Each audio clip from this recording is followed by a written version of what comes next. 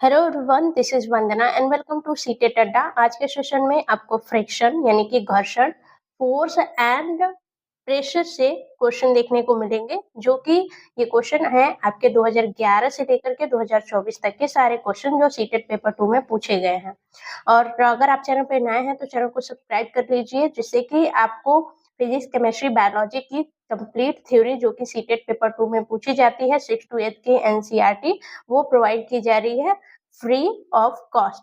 आपको बिल्कुल फ्री, आपको जो चीजें आप बैच लेकर के पढ़ते हैं वो सारी चीजें आपको यहाँ पे मिलेगी, प्लस आपको क्वेश्चन मिलेंगे। यूट्यूब पे आप जाएंगे तो आपको फिजिक्स, अगर फिजिक्स से क्वेश्चन देखेंगे सीटेट पेपर 2 के, तो आपको सभी क्वेश्चन मिक्स्ड होंगे। जितने भी फिजिक्स में टॉपिक्स हैं, फोर्स हो गया, फ्रिक्शन हो गया, आपके लाइट हो गया, जितनी सारी चीजें हैं वहाँ पे आपको मिक्स्ड क्वेश्चन मिलेंगे। कोई एक पर्टिकुलर टॉपिक का क्वेश्चन नहीं मिलेगा।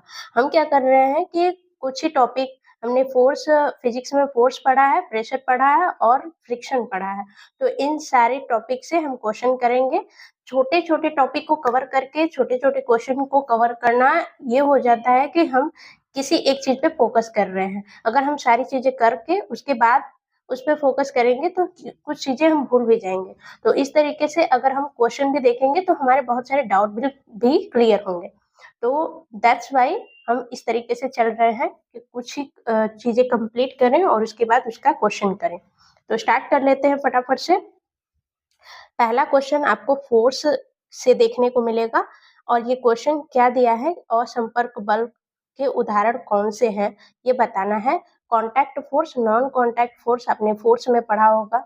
जो फोर्स कॉन्टैक्ट में आकर के लगते हैं उसको कॉन्टैक्ट फोर्स बोलते हैं, और जो फोर्स होते हैं जो बिना कॉन्टैक्ट के लगते हैं उसे नॉन कॉन्टैक्ट फोर्स बोलते हैं। कॉन्टैक्ट फोर्स में आपका मस्कुलर फोर्स आ जाएगा, ठीक, फ्रिक्शन फोर्स आ जाएगा। नॉन कॉन्टैक्ट में आपका ग्रेविटेशनल फोर्स आ जाएगा, चुंबकीय बल आ जाएगा यानी कि मैग्नेटिक फोर्स आ जाएगा, और इलेक्ट्रोस्टैटिक फोर्स आ जाएगा नॉन कॉन्टैक्ट फोर्स में। तो कॉन्टैक्ट फोर्स इसमें आपको असंपर्क बताना है, नॉन कॉन्टैक्ट। गुरुत्वाकर्षण बल नॉन कॉन्टैक्ट फोर्स है। पेशीय बल जो होता है कॉन्टैक्ट फोर्स होता है, डंबल उठाना, ठीक है, तो वहां पे पेशियों का यूज होता है। डंबल क्या आप बिना कॉन्टैक्ट में लिए ही उठा लेते हैं? कॉन्टैक्ट में ले करके अपने हाथों से छू करके डंबल उठाते हैं, वहां पे पेशी बल काम करता है, यानी कि कॉन्टैक्ट बल उसे बोलते हैं। चुंबकीय बल जो होता है, आप दो मैग्नेट को एक दूसरे के पास लाइए, वो अट्रैक्ट करेंगे या फिर डिस्ट्रैक्ट करेंगे, तो वहां पे बिना टच हुए ही वहां पे मैग्नेटिक फोर्स काम करता है, वहां पे नॉन कॉन्टैक्ट फोर्स काम करता है। तो फर्स्ट और थर्ड नॉन कॉन्टैक्ट फोर्स है और वही बताना है। तो फोर्थ आपका राइट आंसर हो जाएगा, 1 और 3 दोनों। नेक्स्ट क्वेश्चन पे चलते हैं। नेक्स्ट क्वेश्चन फ्रिक्शन से है। तो हमने अभी रिसेंट में ही फ्रिक्शन कंप्लीट करा है, और उसमें यहाँ पे सीधा सीधा क्वेश्चन हमने पढ़ा था कि जूते के सोल असमतल क्यों किए जाते हैं। जूते के सोल, आपको रोड खुरदरी मिलती है, ठीक है, रोड एकदम प्लेन नहीं होती है कि जैसे सीमेंट बिछा दी जाए एकदम प्लेन हो, ठीक, खुरदरी बनाई जाती है। जूते के सोल खुरदरे बनाए जाते हैं, टायर्स खुरदरे बनाए जाते हैं। क्यों? क्योंकि वहां पे जड़त्व यानी कि फ्रिक्शन को बढ़ाया जाए। तो थर्ड आपका करेक्ट आंसर हो जाएगा। जड़त्व घटाने के लिए क्या करते हैं, वहां पे ग्रीस और ऑयल का यूज करते हैं, ठीक, कैरम बोर्ड पे पाउडर का यूज करते हैं।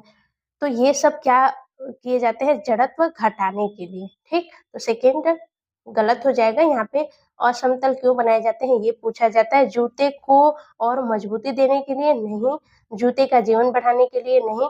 यहाँ पे हमने डायरेक्ट पढ़ा था कि असमतल क्यों बनाए जाते हैं, तो सेकेंड थर्ड आपका करेक्ट आंसर हो जाएगा।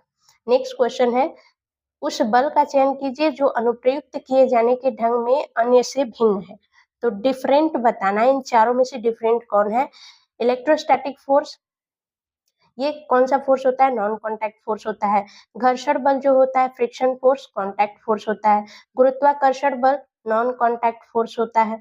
चुंबकीय बल नॉन कॉन्टैक्ट फोर्स होता है। अभी हमने देखा गुरुत्वाकर्षण बल, जैसे क्या करते हैं, जो ग्रह होते हैं, ठीक, जो ग्रह होते हैं वो एक दूसरे के बिना कांटेक्ट में आए ही क्या करते हैं, ग्रेविटेशनल फोर्स लगाते हैं। तो हुआ ना नॉन कांटेक्ट फोर्स। तो अभी चुंबकीय बल हमने देखा कि मैग्नेट क्या करते हैं, बिना कांटेक्ट में आए ही फोर्स लगाते हैं, नॉन कांटेक्ट फोर्स हो गया। इलेक्ट्रोस्टैटिक फोर्स भी नॉन कांटेक्ट फोर्स हो गया। ठीक, घर्षण बल ही इसमें है जो कि कांटेक्ट फोर्स है, और डिफरेंट पूछा है, भिन्न पूछा है, तो सेकंड आपका करेक्ट आंसर हो जाएगा। नेक्स्ट क्वेश्चन है, ये क्वेश्चन बहुत ही इंपॉर्टेंट है। एक ही टाइप के क्वेश्चन कई तरीके से पूछे गए हैं। लकड़ी का एक गुटका किसी मेज पर विराम की अवस्था में है, इस गुटके पर कार्यरत बलों के विषय में क्या कहा जा सकता है? तो ध्यान रखेंगे, जहां पे भी कोई चीज विराम अवस्था में है तो वहां पे एक संतुलित बल कार्य कर रहा होता है। तो यहाँ पे फर्स्ट क्या दिया है, इस पर कोई बल कार्य नहीं कर रहा, तो ये गलत है। उस पर बल कार्य करेगा, लेकिन कौन सा? संतुलित। गुरुत्वाकर्षण और घर्षण नहीं, इस पर संतुलित बलों का कोई युगल कार्य कर रहा है, तो ये राइट आंसर हो जाएगा। इस पर केवल गुरुत्वाकर्षण बल कार्य कर रहा है, ये गलत हो जाएगा। तो थर्ड आपका यहाँ पे करेक्ट आंसर हो जाएगा। नेक्स्ट क्वेश्चन भी इसी तरीके का है। एक पुस्तक मेज के तल पर विश्राम की स्थिति में पड़ी है, इस पर लग रहे बल या बलों के बारे में निम्नलिखित में से कौन सा एक कथन सत्य है? हमें ये सारा क्वेश्चन एक ही टाइप का है, लेकिन ये सारे क्वेश्चन हम चाहते तो एक ही क्वेश्चन डाल देते, बाकी सारे क्वेश्चन करने की जरूरत नहीं थी। लेकिन ये बताना जरूरी है कि जो क्वेश्चन आ रहे हैं बार बार, तो वो सारा क्वेश्चन करना बहुत जरूरी है, क्योंकि हमें ये तो नहीं पता है कि कौन से क्वेश्चन किस तरीके से बनेंगे। वो उसके लिए तो थ्योरी हमने कंप्लीट पढ़ी, लेकिन जो क्वेश्चन बन रहे हैं वो क्वेश्चन देखना जरूरी है कि एक ही क्वेश्चन को कितने टाइम से पूछा गया है, कितने टाइम रिपीट कर रहा है। ठीक, तो इसमें चीजें रिपीट हो रही हैं ये तो पता लग रहा है, लेकिन थ्योरी को भी किस तरीके से कंप्लीट की जाए कि हमारा क्वेश्चन दूसरा भी हम कर पाए, किसी तरीके से क्वेश्चन पूछ ले, तो इस तरीके से थ्योरी पढ़नी है। ठीक, यहाँ पे बोला है कि एक कथन सत्य है, तो कौन सा सत्य है? इस पर संतुलित बलों का एक जोड़ा कार्य कर रहा है, पहला ही राइट आंसर हो जाएगा। नेक्स्ट देख लेते हैं क्या है, इस पर केवल गुरुत्वाकर्षण बल नहीं, घर्षण बल नहीं, इस पर कोई बल कार्य नहीं कर रहा है, नहीं। ठीक, तो यहाँ पे और दूसरी बात की केवल जहाँ पे लग जाए तो वो तो वैसे ही गलत हो जाएगा। नेक्स्ट क्वेश्चन पे चलते हैं। नेक्स्ट क्वेश्चन है, गलत कथन पहचानिए। तो यहाँ पे फ्रिक्शन से ये क्वेश्चन है। अभी हमने रिसेंट में फ्रिक्शन पढ़ा है कि जो स्थैतिक घर्षण होता है और सर्पी घर्षण होता है और फिर लोटनिक घर्षण होता है, इन तीनों में सबसे कम लोटनिक होता है, सबसे ज्यादा स्थैतिक होता है। ठीक, तो लोटनिक घर्षण सर्पी घर्षण से कम होता है। गलत कथन पहचानना है, जो रॉन्ग है वो। तो ये लोटनिक क्या होता है? सर्पी से कम होता है, तो ये तो सही हो गया। दूसरा, किसी तरल में गति करते किसी पिंड पर घर्षण बल उसकी आकृति पर निर्भर करता है। तो लिक्विड में जो घर्षण बल लगता है उसे ड्रैग बोलते हैं, हमने पढ़ा था फ्रिक्शन में। और इसमें ये जो ड्रैग होता है, ये घर्षण बल जो आकृति पर, स्पीड पर, जो बॉडी होती है उसकी आकृति, स्पीड यानी कि शेप, स्पीड, और लिक्विड में, जिस लिक्विड में है उसके नेचर पे डिपेंड करता है। तो इन तीन चीजों पे, स्पीड, साइज और नेचर पे डिपेंड करता है लिक्विड के। ठीक, तीसरा क्या है, बाल बेरिंग का उपयोग मशीन के भागों के बीच के घर्षण में वृद्धि करने के लिए किया जाता है।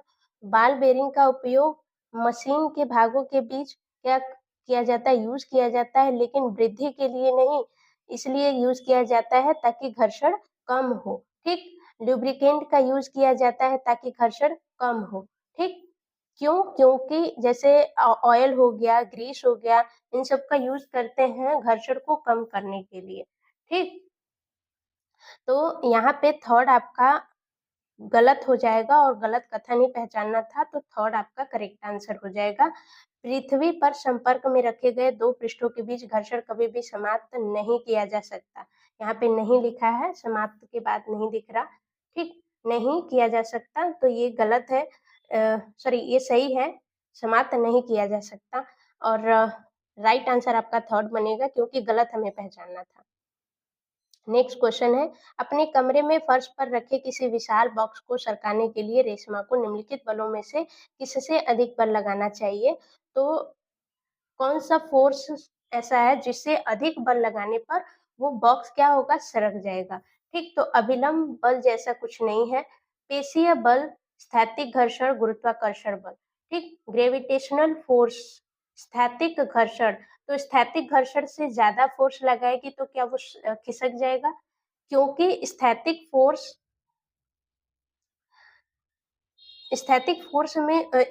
घर्षण से क्योंकि जब वो फ़ोर्स लगाएगी तो क्या होगा वहाँ पे एक मोशन जो भी मोशन वो देगी, जो भी वो गति देना चाहेगी, उसके अपोज़िट एक फ़ोर्स लगेगा जिसे स्थैतिक घर्षण बोलेंगे, ठीक? तो स्थैतिक घर्षण से ज़्यादा अगर वो फ़ोर्स देती है, तब क्या हो जाएगा बॉक्स सरक जाएगा। गुरुत्वाकर्षण बल का यहाँ पे रोल नहीं है। पेशीय बल से ज़्यादा बल ठीक है, पेशीय बल तो वो दे ही रही है ना, अगर पेशीय बल से ज़्यादा बल कौन-सा वो तो उस चीज़ से ज़्यादा बल देगी ना जिस चीज़ को वो तोड़ सके, तो वो क्या कर रही है, जो घर्षण होगा वो मोशन का विरोध करेगा। तो इतना ज़्यादा उसे बल देना होगा ताकि वो स्टैटिक घर्षण को तोड़ दे, उसको तोड़ करके बाहर चला जाए। तो कितना बल देना होगा? स्थैतिक घर्षण से ज़्यादा बल देना होगा, तो थर्ड यहाँ पे करेक्ट आंसर हो जाएगा। नेक्स्ट क्वेश्चन है, नीचे दिया गया कौन-सा कथन सत्य नहीं है? तो गलत बताना है, लोटनी घर्षण सर्पी घर्षण से अधिक होता है। यहाँ पे फिर से लिखेंगे स्टैटिक यानी कि स्थैतिक घर्षण, फिर उसके बाद सर्पी घर्षण, फिर उसके बाद लोटनी घर्षण। तो स्थैतिक सबसे ज़्यादा होता है, फिर उसके बाद सर्पी ज़्यादा होता है, फिर लोटनी सबसे कम होता है, ठीक? तो यहाँ पे लोटनिक घर्षण सर्पी घर्षण से अधिक होता है, जो लोटनिक है सर्पी से क्या अधिक है? कम है, तो ये गलत हो गया। दूसरा सर्पी घर्षण स्थैतिक घर्षण से कम है, जो सर्पी है स्थैतिक से कम है, हाँ सही है। स्थैतिक घर्षण लोटनिक घर्षण से अधिक है, जो स्थैतिक है लोटनिक से अधिक है, तो ये भी सही है। सर्पी घर्षण लोटनिक घर्षण से अधिक होता है, जो सर्पी है लोटनिक से अधिक होता है, तो ये भी सही है। गलत कौन-सा है? फर्स्ट और गलत कथन सत्य नहीं है यानी कि गलत ही बताना था, तो फर्स्ट आपका करेक्ट आंसर हो जाएगा, ठीक? नेक्स्ट क्वेश्चन है, निम्नलिखित कथनों को पढ़िए तथा सही विकल्प का चयन कीजिए। तो चाँद की सतह पर हम गुरुत्वाकर्षण बल का अनुभव नहीं करेंगे। तो आपने पढ़ा होगा कि जो चाँद पे गुरुत्वाकर्षण होता है वो पृथ्वी का 1/6 गुना होता है, ठीक? तो गुरुत्वाकर्षण तो होता है लेकिन कम होता है पृथ्वी से, तो ये तो गलत हो गया। दूसरा चाँद की सतह पर ऑक्सीजन नहीं है, तो ये बात सही है कि चाँद पे ऑक्सीजन नहीं है, तो राइट आंसर बनेगा यस 1 सही नहीं है, यस 2 सही है। थर्ड आपका करेक्ट आंसर हो जाएगा। नेक्स्ट है, लकड़ी का एक गुटका मेज पर विरामावस्था में है, निम्नलिखित में से कौन सा बल उस पर कार्य कर रहे हैं? ठीक, तो यहाँ पे आपको ये देखने को मिलेगा गुरुत्वाकर्षण बल, केवल गुरुत्वाकर्षण बल बोले जहाँ पे केवल आ गया वो तो एकदम गलत हो जाएगा। गुरुत्वाकर्षण बल एवं सामान्य बल, तो ये आपका राइट आंसर हो जाएगा सामान्य बल। स्थैतिक घर्षण वहाँ पे नहीं लगेगा, क्यों? क्योंकि स्थैतिक घर्षण जब उस गुटके को कोई प्रेशर लगा करके उसको हटाएगा, तब वहाँ पे मोशन जो होता है वो उसका विरोध स्थैतिक घर्षण करता है, वहाँ पे स्थैतिक घर्षण को हम लेंगे। जहाँ पे सिर्फ कोई बॉक्स रखा हुआ है विराम अवस्था में, तो वहाँ पे स्थैतिक घर्षण काम नहीं करेगा। कहाँ काम करेगा? जब इस पे फोर्स लगाएंगे तब जाकर के स्थैतिक घर्षण काम करेगा, ठीक? तो सेकंड आपका करेक्ट आंसर हो जाएगा। नेक्स्ट क्वेश्चन देखते हैं। नेक्स्ट क्वेश्चन है, निम्नलिखित को पहचानिए, प्रत्येक वस्तु अन्य प्रत्येक वस्तु पर यह बल लगाती है। तो आप देखा होगा ब्रह्मांड में जो न्यूटन्स का कहना है कि ब्रह्मांड में जितनी भी वस्तुएं हैं वो दूसरी वस्तुओं पे क्या करती हैं, गुरुत्वाकर्षण बल लगाती हैं। तो गुरुत्वाकर्षण बल सभी में दिया हुआ है, ठीक? तो फोर्थ आपका गलत हो जाएगा। फिर सेकेंड, किसी सतह की इकाई क्षेत्रफल पर कार्यकर्ता बल, तो इकाई क्षेत्रफल पर कार्यकर्ता बल को क्या बोलते हैं? दाब बोलते हैं। तो सेकेंड तो यहाँ पे घर्षण दिया है, तो ये तो गलत हो गया, फर्स्ट गलत। बी दिया है दाब, तो बी सही ले लेते हैं। थर्ड दिया है, यहाँ पे देखेंगे बी दिया है दाब, यहाँ पे भी दाब, यहाँ पे भी दाब, और बी यहाँ पे गलत दे दिया। पहले ही फोर्थ गलत हो गया है, फर्स्ट भी गलत हो गया, सेकेंड और थर्ड में देखेंगे। फिर बोला है अस्पर्शी बल, non contact force, non contact force चुंबकीय बल होते हैं, ठीक? और यहाँ पे घर्षण दिया है, तो थर्ड तो गलत हो जाएगा, सेकेंड आपका करेक्ट आंसर हो जाएगा, ठीक है? तो इस क्वेश्चन को आप इस तरीके से भी कर सकते थे, अगर दो चीजें भी पता है कि दो वस्तुएं एक दूसरे के प्रति गुरुत्वाकर्षण बल लगाती हैं, तो पहला गुरुत्वाकर्षण बल तो सही है, अस्पर्शी बल लास्ट में है, चुंबकीय बल इसमें भी है, तो पहला तो ऐसे ही गलत हो गया था, ठीक, फोर्थ भी गलत हो गया था, लास्ट वाला चुंबकीय बल है और यहाँ पे भी चुंबकीय बल है, ठीक, सॉरी, सेकंड में और थर्ड में। तो सेकंड थर्ड में बताना था, तो थर्ड में घर्षण है, घर्षण जो है कॉन्टैक्ट फोर्स है, तो यहाँ पे अस्पर्शी दिया है, तो ये भी गलत हो जाएगा थर्ड, तो बचेगा क्या, सेकंड। सेकंड आपका करेक्ट आंसर हो जाएगा। एक अगर इसमें से बी आपको पता भी नहीं है तो भी आप कर सकते थे, सी नहीं पता है तो भी आप कर सकते थे, ठीक। तो नेक्स्ट क्वेश्चन पे चलते हैं। नेक्स्ट क्वेश्चन क्या है, न्यूटन के गुरुत्वाकर्षण के सिद्धांत को एक उत्कृष्ट सिद्धांत मानने के पीछे निम्नलिखित में से कौन सा सर्वाधिक उपयुक्त कारण है। तो ये ध्यान रखेंगे, जितने भी वैज्ञानिक हैं वो क्या करते हैं कि ऐसे सिद्धांत हो जो धारणाएं अधिक देता हो और प्रेक्षणों की व्याख्या जो होता है कम करता हो, ठीक। लेकिन न्यूटन का सिद्धांत क्या करता है, ये कम धारणाएं देता है और प्रेक्षणों की व्याख्या जो बड़ी संख्या में करता है, तो इसलिए इसे उत्कृष्ट सिद्धांत माना गया। तो यहाँ पे राइट आंसर कौन सा बनेगा, सेकंड बनेगा कि यह कम धारणाएं बनाकर बड़ी संख्या में प्रेक्षणों की व्याख्या करता है, ठीक। तो कुछ चीजें आपको क्वेश्चन में ऐसे भी मिलेंगी जो कि थोड़ा सा अलग हटके होंगी, तो इसीलिए क्वेश्चन करना जरूरी होता है। बाकी करेंगे नेक्स्ट वीडियो में, और नेक्स्ट वीडियो में करेंगे नेक्स्ट टॉपिक। जो लोग चैनल पे नए, चैनल को सब्सक्राइब कर लीजिएगा, और आपको थ्योरी यहाँ पे मिल जाएगी फिजिक्स, केमिस्ट्री, बायोलॉजी की। और अगर सीटेट पेपर 2 की साइंस की थ्योरी आप पढ़ना चाहते हैं तो चैनल को सब्सक्राइब करके बेल आइकन को प्रेस जरूर कर लीजिएगा, जिससे अपडेट आप तक सबसे पहले पहुंच जाएगा। सेशन पसंद आए तो लाइक और शेयर जरूर करिएगा, कमेंट करके अपना फीडबैक जरूर दीजिएगा। Bye bye, take care and thanks for watching.